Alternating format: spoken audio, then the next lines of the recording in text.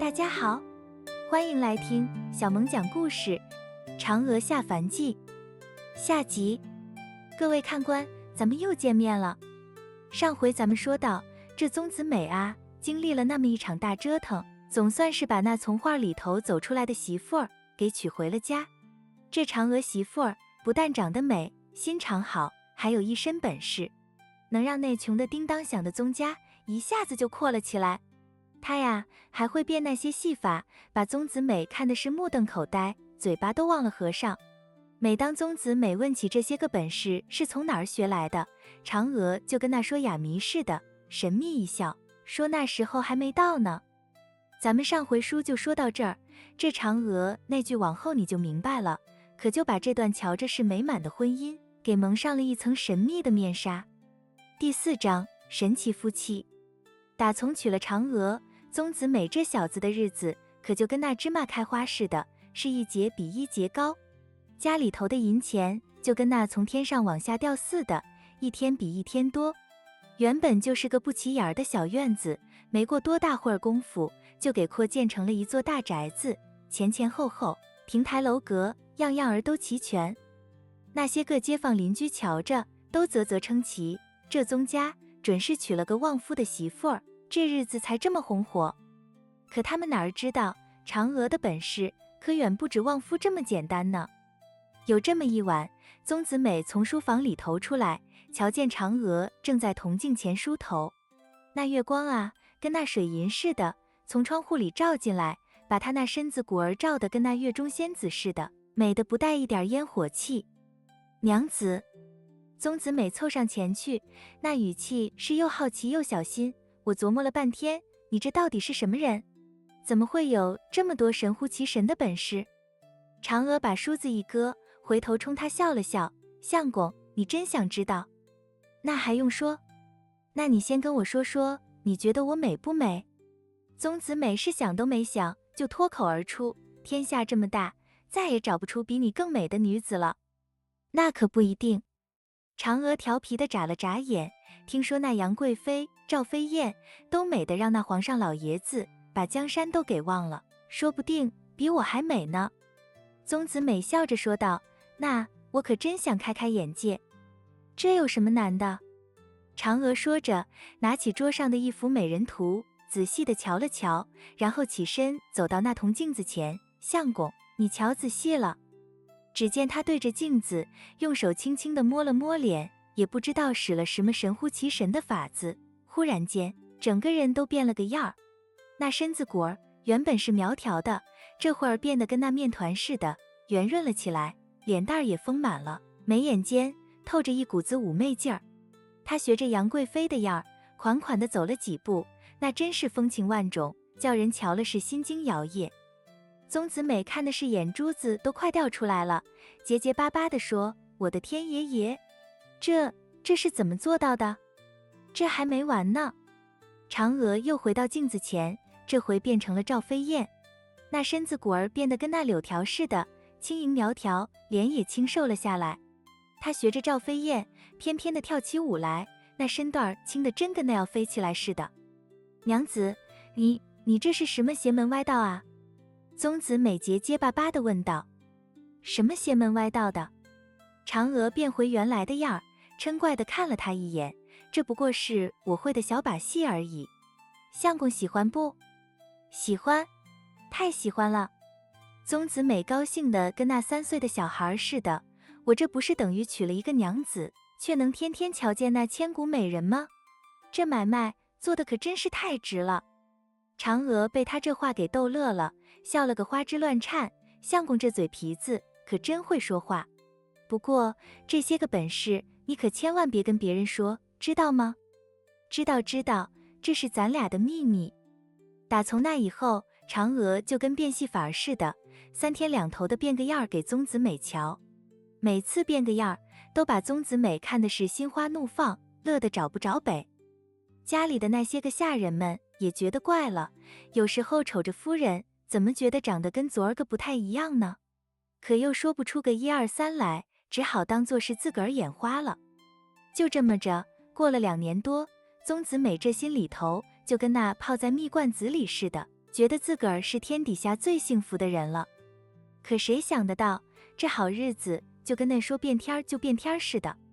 有这么一宿，宗子美跟嫦娥正睡得跟那小猪儿似的，香甜得很。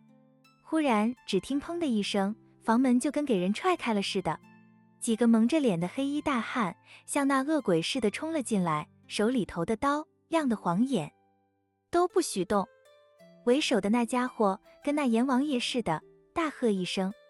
嫦娥吓得是尖叫一声，强盗！宗子美刚想张嘴喊人，就有个大汉把明晃晃的刀往他脖子上一架，敢乱动就宰了你。另一个大汉跟那老鹰抓小鸡似的，一把就把嫦娥给抱了起来，往外头走。嫦娥是拼了命的挣扎，哭喊着：相公救我，相公救我！宗子美眼睁睁地瞧着自个儿媳妇儿被人给抢走，那心里头就跟给刀子捅了似的，疼的是死去活来。可那脖子上架着刀，想转个头都转不了。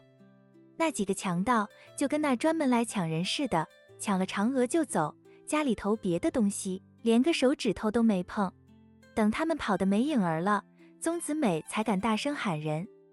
全家上上下下都给惊动了，可那几个强盗早就跟那耗子似的钻进了地洞，跑得没影儿了。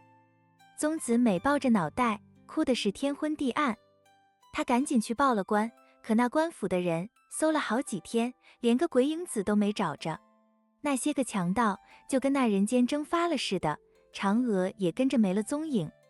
打从那以后，宗子美就跟丢了魂似的，整天茶不思饭不想，那人啊就跟那被风吹干的树叶似的，瘦得不成样子。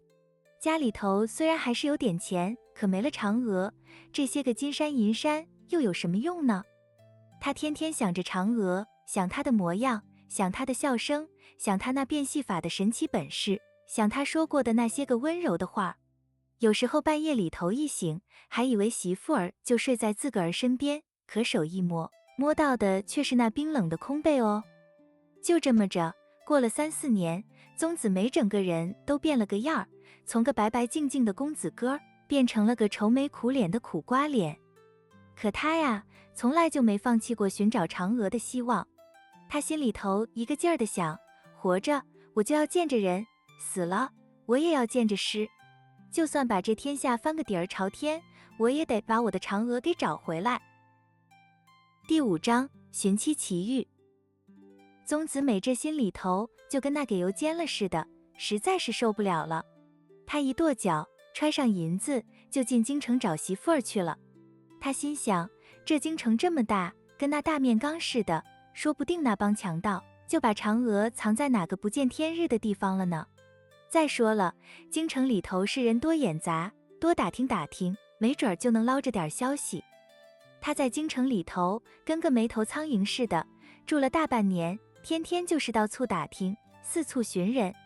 什么江湖骗子啊，算命先生啊，只要听说有点本事的，他都去问过。可说也怪，这银子也没少花，可一点用处都没有。那嫦娥就跟那人间蒸发了似的，没了一丁点踪影。有这么一天，他正走到一条叫姚巷的小胡同里，那胡同是又窄又长。他心里头一个劲儿的犯嘀咕，这般找下去，什么时候是个头啊？正寻思着呢，忽然瞧见前面有个女子，穿得破破烂烂的，蓬头垢面，像那要饭的叫花子似的。他原本没在意，可那女子那身形，瞧着怎么这么眼熟呢？他赶紧追上几步，定睛一瞧，差点没把自个儿给吓一跳，这不是叮当吗？叮当，叮当！他大声喊道，那声音都带着颤儿。那女子回过头来，可不就是叮当吗？可这会儿的叮当跟从前比起来，那可真是判若两人，跟那换了个人似的。脸上黄瘦的跟那苦瓜似的，衣服破的都快成布条了，那双眼睛里头满是悲凉。宗哥哥！叮当瞧见他，眼泪跟那断了线的珠子似的，哇啦啦的就下来了。你怎么在这儿？我来京城找媳妇儿。你怎么变成这副模样了？宗子美瞧着他，心里头跟那给刀子割了似的，难受极了。叮当擦了擦眼泪，那声音是又哑又涩，别提了。自打你把嫦娥姐姐娶走了，我跟我娘就搬到了南边。谁曾想我娘没过多久就病死了，我一个人无依无靠，就给人贩子给拐了。这些年来吃了多少苦头，说出来您都不会相信。